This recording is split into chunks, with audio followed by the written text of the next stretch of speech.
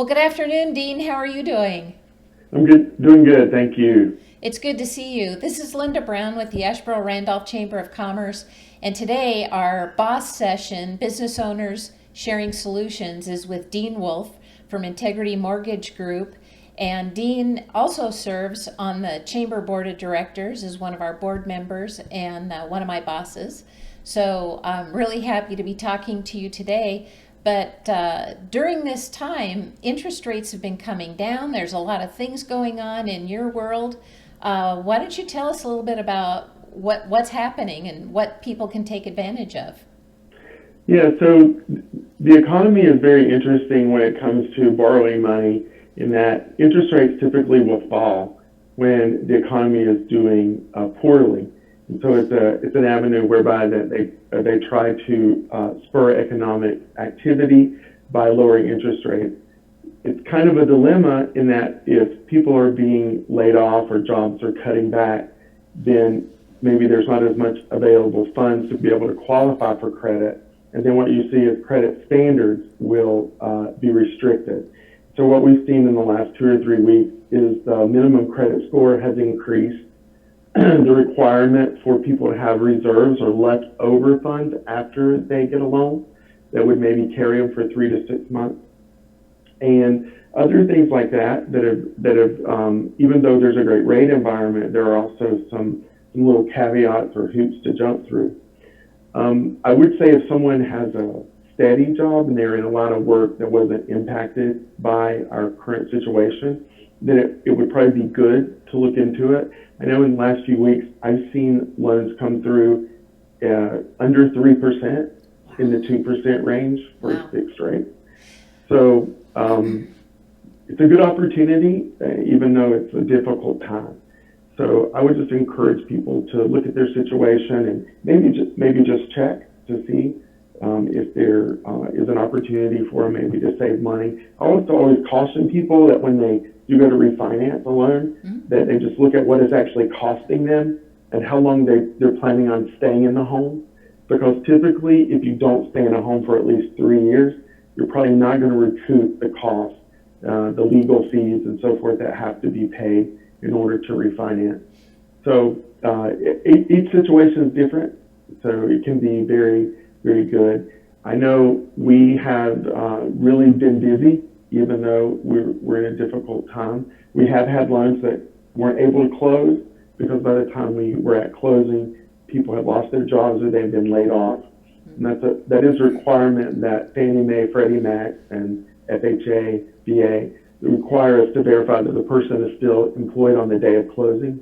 Oh, right. So what we've decided to do is we've extended those rates, tried to just put a marker in place for people because we do hope and pray, as everyone does, that this is a temporary situation and that things will come back. Boy, I sure hope they do.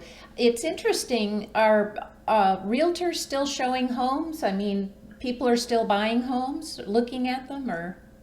Yeah, I saw a report from the Mortgage Bankers Association that in the month of March, applications for purchase money mortgages actually increased, and they were up over March of last year. So I do think that there is regular activity happening. I think a lot of people do a lot of their search online, and then maybe seeing the house is kind of, after they've sort of maybe whittled it down. I do know as well that inventory is still pretty low. So when something comes on the market, if it's in a desired neighborhood or price range, you don't see it stay on the market very long. But it seems that purchase activity has really not so much been dampened or restricted in the U.S. We're in 17 different states, so I see a lot of different markets besides our own, and I think that everybody's situation is different and every market is different, but there are some commonalities as well. Well, I'm glad you mentioned that because I don't think people realize that Integrity Mortgage Group, headquartered here in Asheboro, actually has offices in 17 different states. It's a pretty big organization. Yeah, we go from Florida all the way up to Wisconsin and then over to California and Washington State. Wow. So we're kind of scattered, not in all 50 states, but over the last, we've been in business 11 years, Integrity Mortgage Group, Wolfe Financial, for 11 years. My brother and I own the company together, and we're both local guys. We were raised in Ramseur, lived in Asheboro and Ramseur growing up. So we are very thankful for the partnership. We have 40 employees, 30 to 40 employees Wow. that work here in Asheboro. Wow. And then we have employees all over the country. And we haven't had to lay off or furlough anyone because our industry is very technology driven. So ahead of time, we kind of just put in the same plan that we have for ice storms or inclement weather, where we would just go to that contingency plan and people would, have their laptop and they would be able to work from home.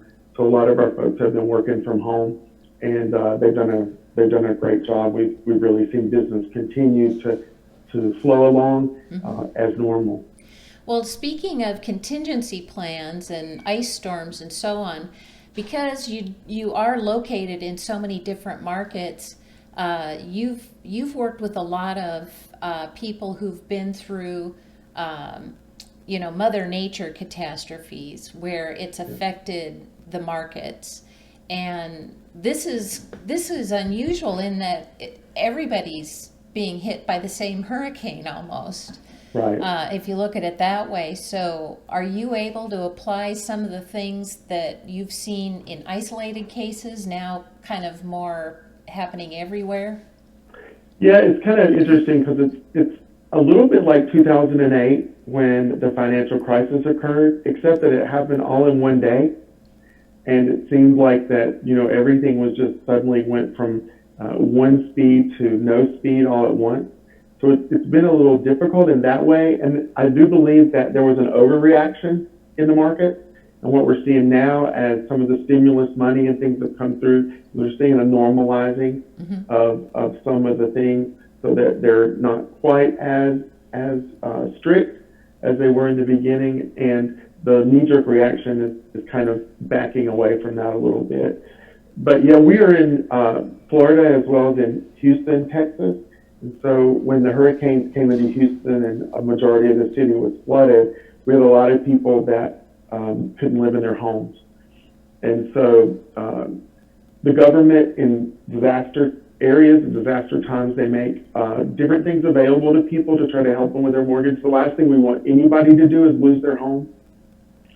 So a lot of people are, maybe looking at forbearance, or I haven't really seen a lot of loan modifications, but I do hear a lot about forbearance. I just would say about forbearance a couple things. One is that the money is still got to be repaid, and it's not added to the end of the loan. That would be a modification.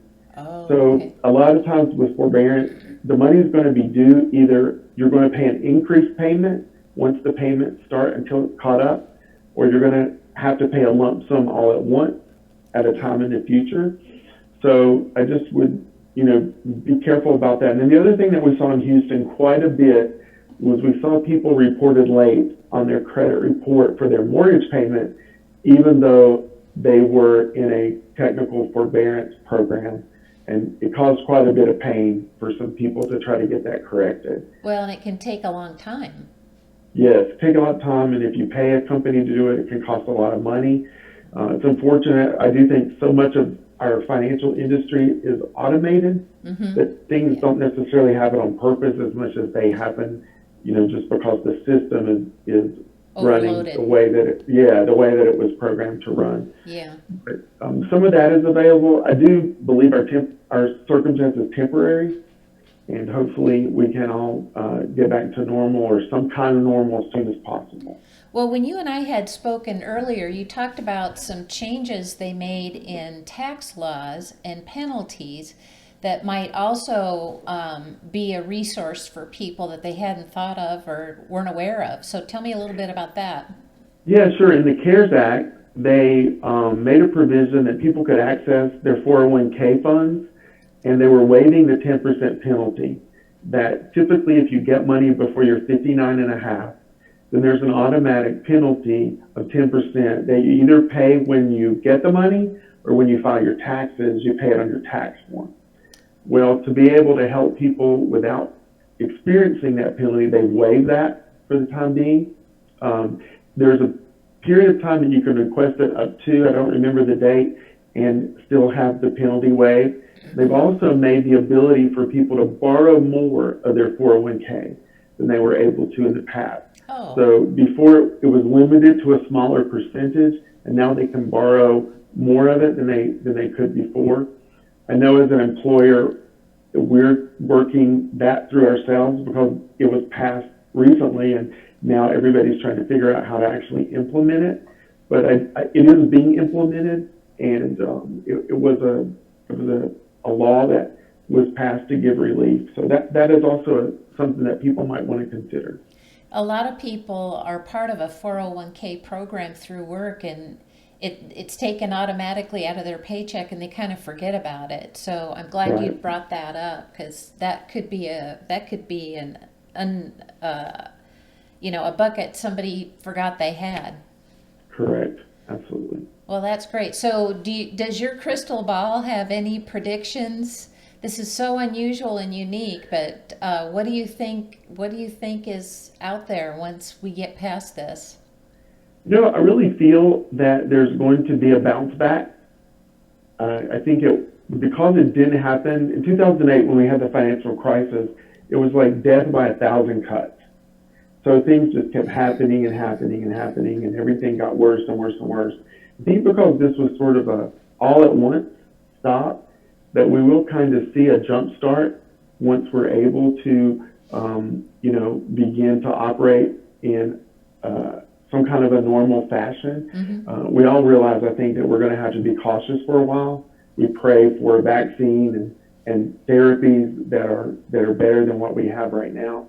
But I do think that because it wasn't a slow stop, that there will be, I do agree with the administration, that there will be a bounce back that will happen once we're able to return to normal. Well, I'll tell you, in the conversations I'm having with businesses in the area, everybody is desperate for things to get back to normal, and they're committed to Yes. that.